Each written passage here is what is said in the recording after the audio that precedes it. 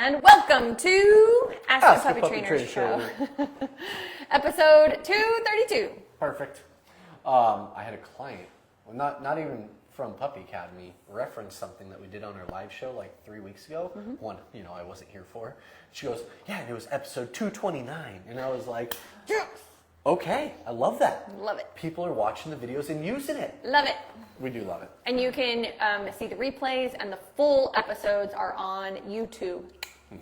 I want to start with Kansas Labradoodles, mainly because I really loved your question, but we don't have age in breed. Well, we have breed. We have breed, but we don't have age. It's a standard honestly, poodle. That matters more than anything else. So we're not going to answer that question, but Kansas Labradoodles, if you're on, please throw us an age. It helps us answer your question a little bit better. Yeah, the age of, and you can actually send like a few, like if you go back, you can send a few in a row with some details if you want. But if we at least knew the age, that would be helpful. It's so different. She's here. That's what I like to see. What's 4 months old or 4 years old? Oh, 4 years old. Puppy training show. Yeah, puppy training, guys. Sorry if it's not 4 months. We can't help. Just to stay focused. We could do an adult show. We could do the Adult Academy. Whoa, no. I'm vetoing that name. I didn't say that. The Adult Academy? Yes. Yes, she's 4 years old. Sorry about that. But yeah, it would be such a different answer. Yeah. It would be such a different answer that nobody could relate to. On here. Okay. Jessica. Almost like it's Jessica. All right. My 6-month-old pup was doing great in his kennel on a schedule like you talked about. Now he has decided 2 hours is long enough in his kennel, starts crying and eventually barking, but comes out being naughty like he still needs sleep. How do I get him back on a 1 to 2 hours up in 3-ish hours kennel? I work from home. He has his own space with the white noise machine while in the kennel. He gets plenty of playtime and training with us. I'm at a loss. Please help. 6-month pup. So that's getting to an age where you're hitting a big adolescent stage, and the training and the amount of exercise you were doing prior, it may not be enough now. It's almost like at like the 6 to 8 month phase. That's where I start kind of blocking up almost an hour of like exercise, training, a little bit more exercise, some enrichment, some like sniff time, some potty time, and then back to even a little bit more training. You got to kind of bounce back and forth. So even if you're putting your dog in the crate and you're noticing that they're really carrying on, I think you're maybe hitting some overstimulation. I could be wrong. It could just be them kind of waking up and being like, I don't want to be in here. A lot of simple walking up and just, hey, tapping the top of the crate. That is the crate, not the dog. Don't hit the dog, but top of the crate. Hey, settle down. You might get them to go right back to sleep, and that was just them testing their boundary. But if it's not that, very likely is you probably need to do a little bit more work on the time that they're out. They might be overstimulated. The reason I'm picking that, I know. You're going 100 miles an hour. I'm taking a breath. The reason I'm picking that is because you said when you bring them out, they're super naughty and overstimulated. So it makes me think that they might be going back in the crate with still some overstimulated energy, or just energy that we have to deplete. What do you think? I think that you need to, even if you've stopped doing this, you need to start putting a leash on him in crate. So what I would do is I would open the crate door 2 inches, and if he poked his nose through, I would shut it. 2 inches, shut it. 2 inches, shut it. He keeps going.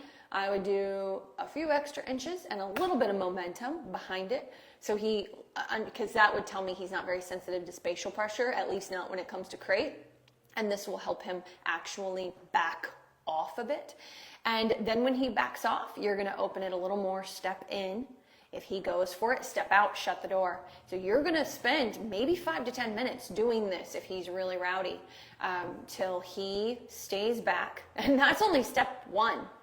On your first day doing this might be tough, but it gets so fast after a few days, because you have to practice it every time he comes out of crate.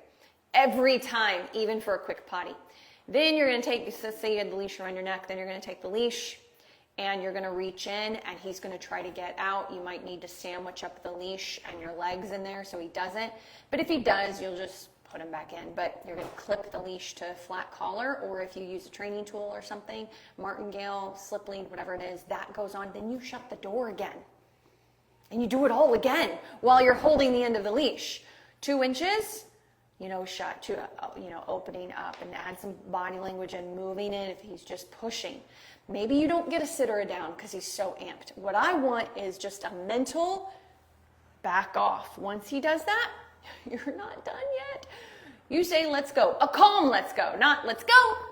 Let's go. So it ends on the low, and he's going to fly out, and you're going to turn around and put him right back in.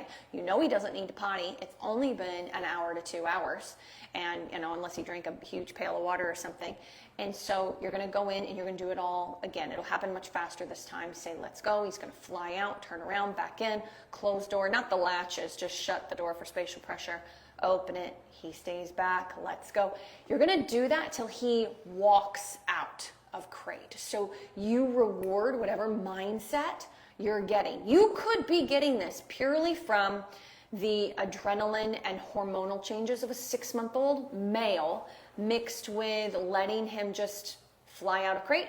Then you open the bedroom door, flies out the bedroom door, runs to the back door, opens the door. Even if he's sitting, even if he waits for permission, the brain is charged because he's running from point A to point B, point A to point B. And so get him on that leash, and then you do the whole thing again with any door that opens. The bedroom door starts to open, he goes through, block, close door. He can look at an open door, breathe, say let's go. He flies out, turn, back inside, shut door. You starting to get my drift? That is what you need to do in combination with what he said. And I think what he said was, yes, longer spending time with him. Look at it as stacking. So instead of 15, 20 minutes, I knew you were reaching for that word. I knew what you were trying to do, and that's why you were rolling. 2010. I knew what you meant.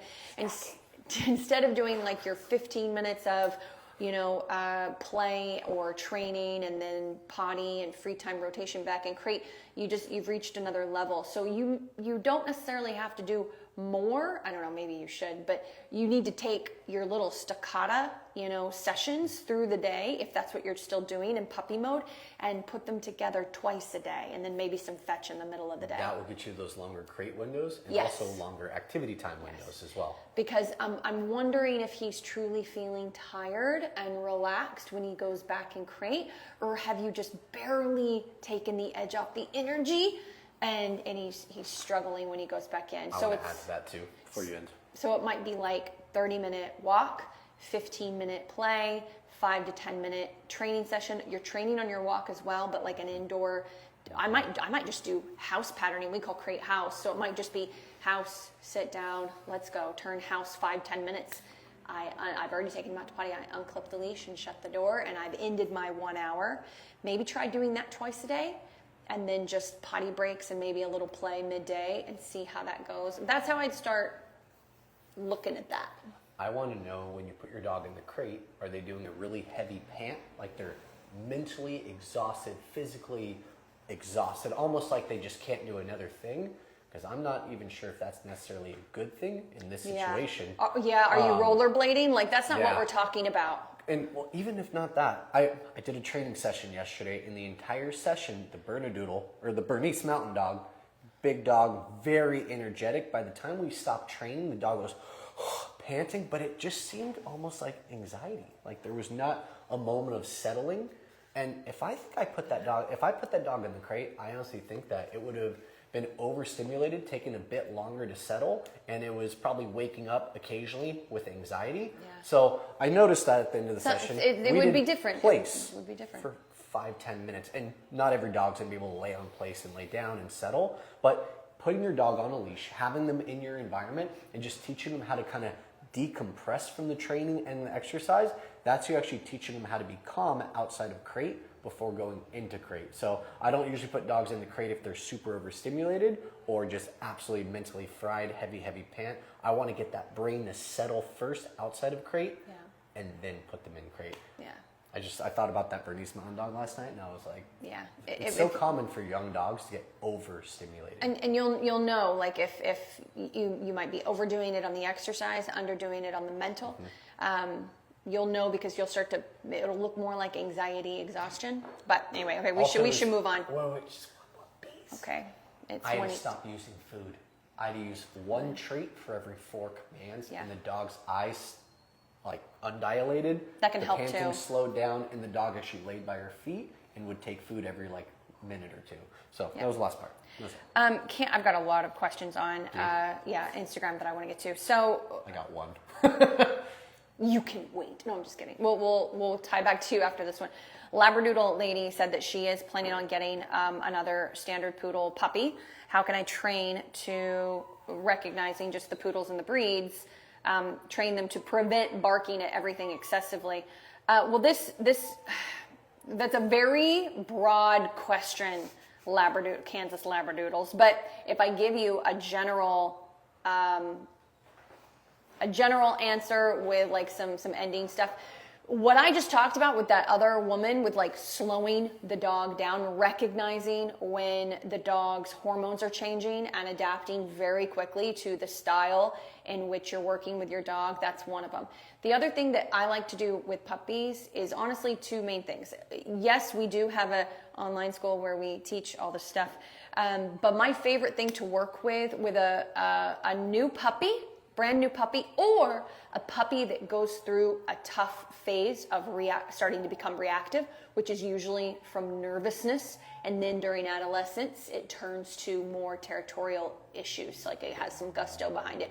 But if you see it, usually under 5 months old, sometimes it's the breed, and then a lot of times it comes from some nervousness. But anyway, it's over, under, through. So over, under, through is taking a puppy and literally guiding them over, under, and through things. No, I'm not trying to be ornery, but you find different surfaces. Like in our program, I roll up a towel, I get a ladder. Sometimes the ladder is up where they go under it. Sometimes they step on it. Sometimes I flatten it, they have to walk over it. Flat surfaces, water surfaces. You guys have seen those fun breeder things on Instagram, right? Where some of these really excellent breeders that charge a chunk of change, rightfully so, for their puppies, they've got these like courses, bursting through water bottle pits and walking through water to get to food. And like they have all these obstacles, and it is to condition resiliency and confidence in the dog. So that's one of the things. The other thing is to follow me around. I'm going to nurture, follow me like crazy, paired with my crate training. I'm going to make sure that I don't spoil the puppy and hold them, for big portions of the day. I will work on handling, and I will give massages, and I will praise them when they're calm, but I do not grab the dog for my own emotional needs and hold them because I love them. I've got, I get a cat. So there's that aspect to it. And then there's the spatial awareness, spatial pressure awareness. You can start teaching that from day one because they're animals. They already know it. We are the ones who ruin that and have them in our laps all the time and they lose it. So waiting at crate door, waiting at front door, back door, I teach to an 8-week-old puppy. The only reason I wouldn't is I have gotten some shut down, like weak-minded 8-week-old puppies, like from a genetic perspective, they've got issues.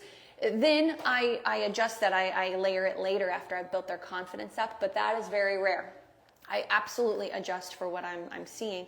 And the final thing I would say is as they hit that 3, 4, 5 month mark, don't focus so much on the heel, sit down, stay. Let them be on a long lead at a park, in your yard, wherever, and go out and away from you. Call them back, piece of food, and then let them go again. Call them back. Go to an outdoor mall on a light day and let them do that over and over and over again. Instead of their first time at the mall, you're holding them back on harness, trying to feed food and sit and heel. So those are, that's like my flash quick tips. Does it actually target reactivity? No, but it is to help. It's to help set your dog up for the best possible. There's very limited advice we can give on an online show for correcting reactivity, but prevention is kind of our big goal for puppies. I just want to add one thing.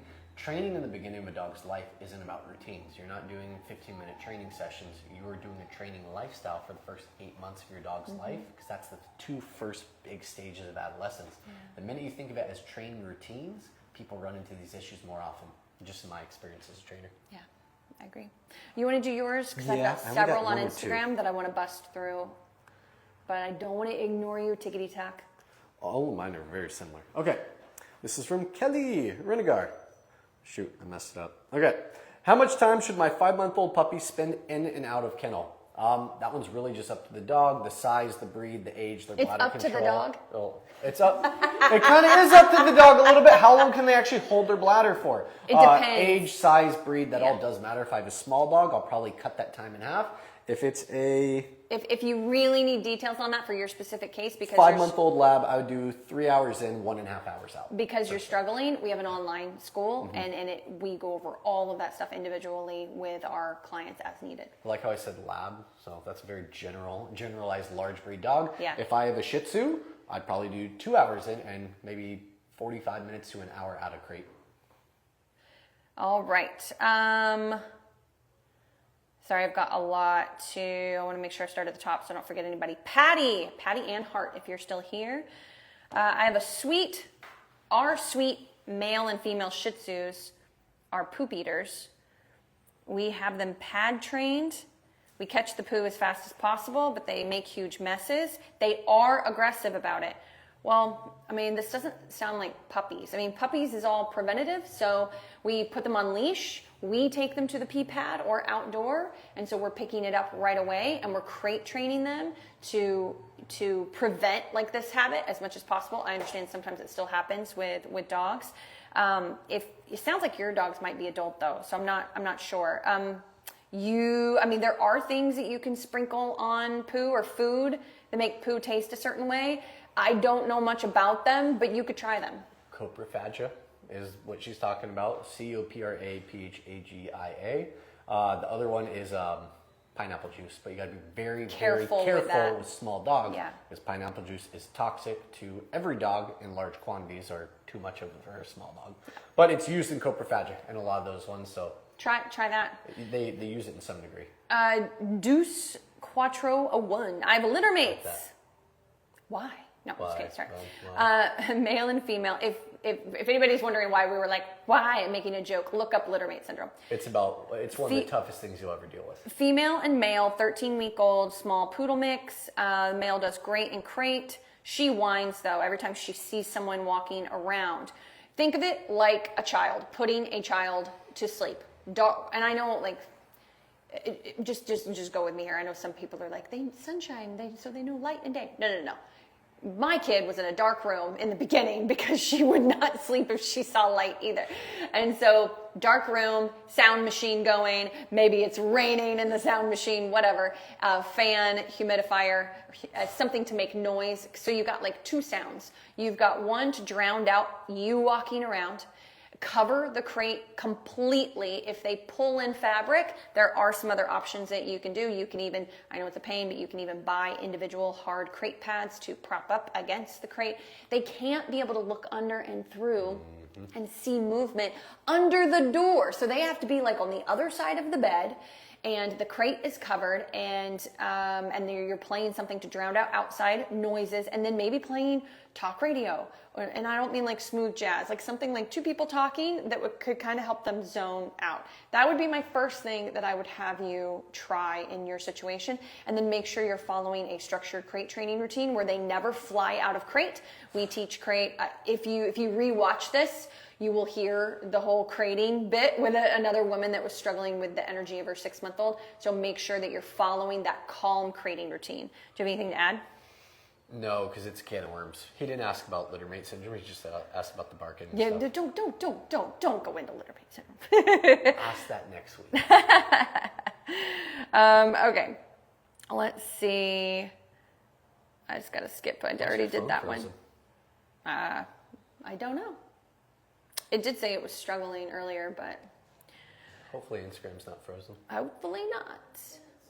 Well, people are joining. Somebody want to give us like a something? Or people are just exiting and Or joining back in because their wave, screens or are frozen. yeah, something. Sparky Adventures says missing you guys. Oh, I love Spark. Hopefully Sparky's doing good. I'm going to steal that dog.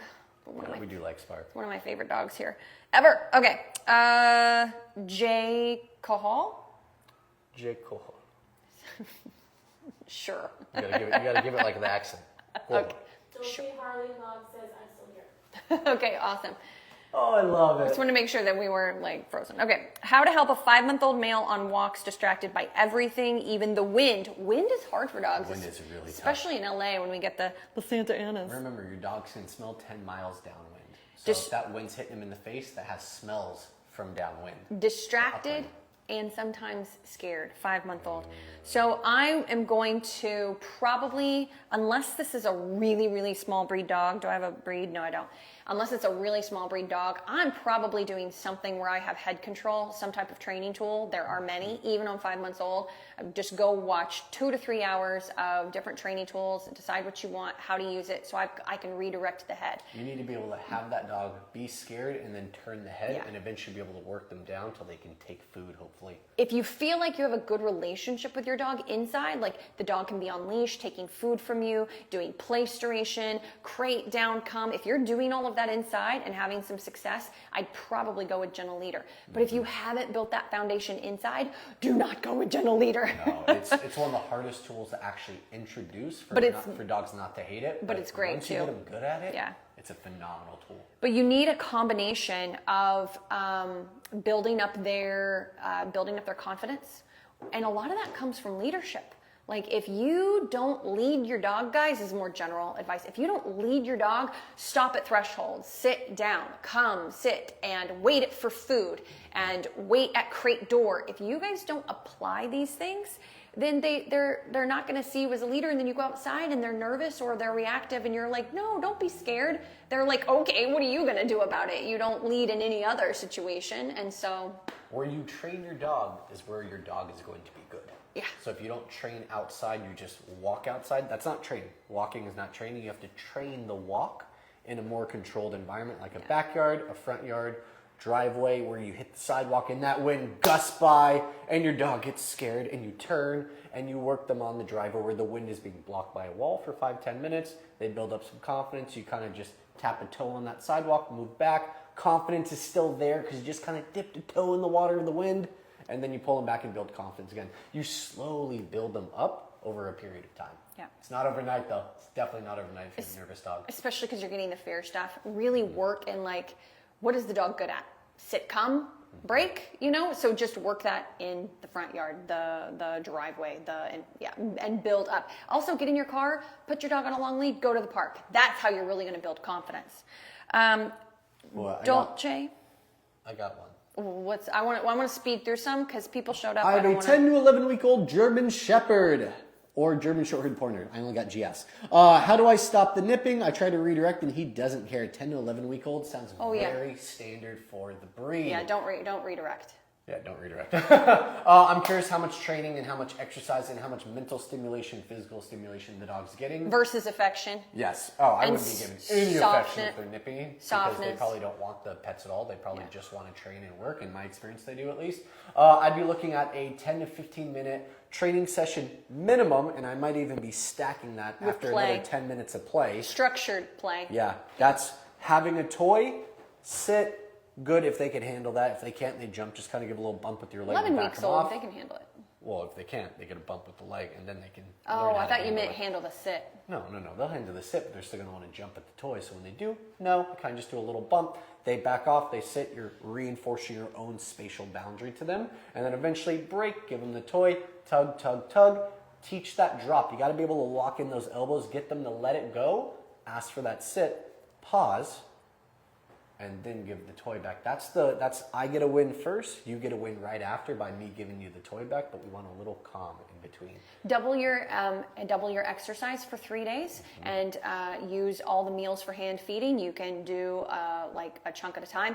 If you don't know what exercises to do, hop on YouTube. You'll find a ton. We have an online school that goes 10 over to them. 11 week old, that's online school. Check that out, guys. Yeah, thepuppyacademy.com. And for 3 days, double what you're doing. Pull the affection and put them on leash anytime they're out of crate. They should be dragging around a leash. And then that way when they go to nip you, you can just do leash pressure up. And then they will probably start, like by day 2 or 3, they will start backing up and sitting because of the extra work you're doing. You should have a treat pouch on you with just their kibble is fine.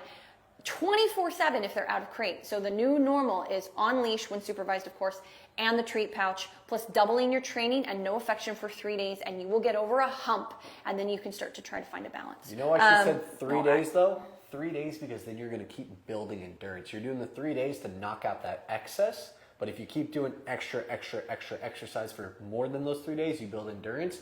That's his new regular 30, 40 minutes of exercise. So cut it back down and equalize it with training. It's all about balance. Dolce Harley Mom says, I have a Bernedoodle. Are you against a collar with buzz, which I'm guessing is vibration or any sort of little jolt? I would only be against it with someone who just came on and like asked that flat question. I don't know age. I don't know if you're talking about like an electric fence, because those can be trained really effectively for Bernedoodles. Hunting dogs, I generally say no. You're gonna hire a trainer. Yeah, so there's just so much. I have no idea what it's for. Is it for drive-based training, like fun drive-based training, or are you having behavioral issues? So there's just not enough info here. So I'm going to move on. There's a lot of bad information all over the internet. People on the left side and the right side for e-collars being good or bad. In my opinion, if you don't hire a dog trainer to help you introduce it and you have no prior experience, you're going to have a bad time. You're going to be one of those people that says e-collars are bad by the end of that. Hire a dog trainer, learn.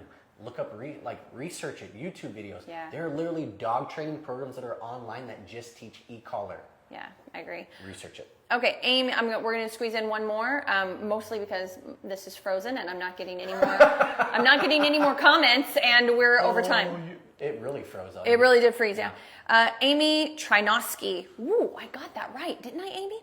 My 11-week-old Sheepadoodle is biting clothes, ankles, hands. I offer a toy, which is redirection, which we just talked about that. I try to remove myself, but it gets out of control. What can I do? So hopefully, Amy, you just heard what we gave advice to the German Shepherd over here. It is the same for you. There is also a 3-strike rule. Do you want to hit your 3-strike rule before we go? We'll end on your 3-strike rule. Strike one, say no. It's a pause, but it's a loud no, loud and freeze. Firm. Freeze. Take a breath, and most of the time your puppy's going to be like, "Woo," because we're frozen. They're kind of matching us. And then you take a breath, and sometimes they kind of just balance out a little bit. I could take out some food, come, place, sit, good treat, break, release. Like I can do some fun exercises. Most time if your dog needs a no, they actually need an activity from you. They need a task. So you can help them by training, by putting a leash on them, or already having the leash already on. Yeah. Picking it up and tying it to your ankle. They just need some guidance. Strike two, I get another no. That's usually if I get jumping, I get like some nipping at my clothes, chewing on something. I'll move in and I create spatial pressure. That's like me walking in, and with my legs, I'll bump and kind of take their space. So I'll walk in, eat up that space, and this is really uncomfortable for Bethany. She doesn't like me this close. She'll eventually get up and go sit on that chair.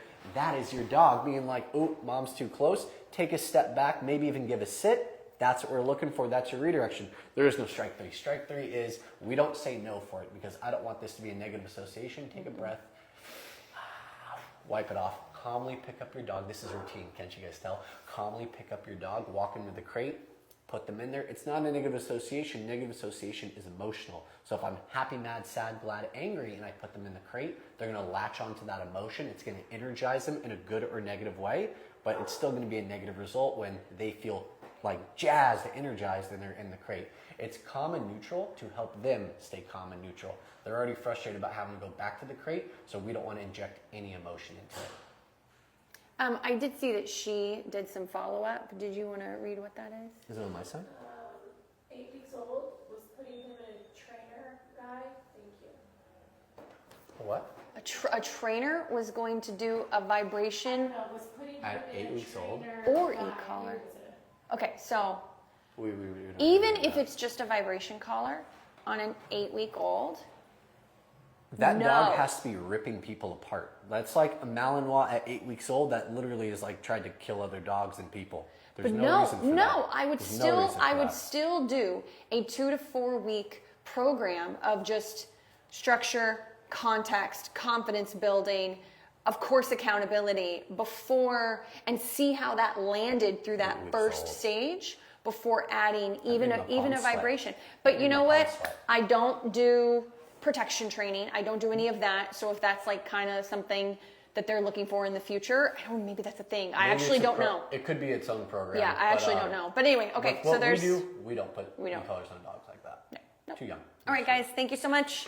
Have a great We gotta answer a nice one day. after that. Okay, no, we're ending. We don't get to. We're ending on 3 strike rule. And 3 strike rule is fun. That was funny, at least. that's because you love your 3 strike rule. That's fun. You got to make it fun for people to want to do it.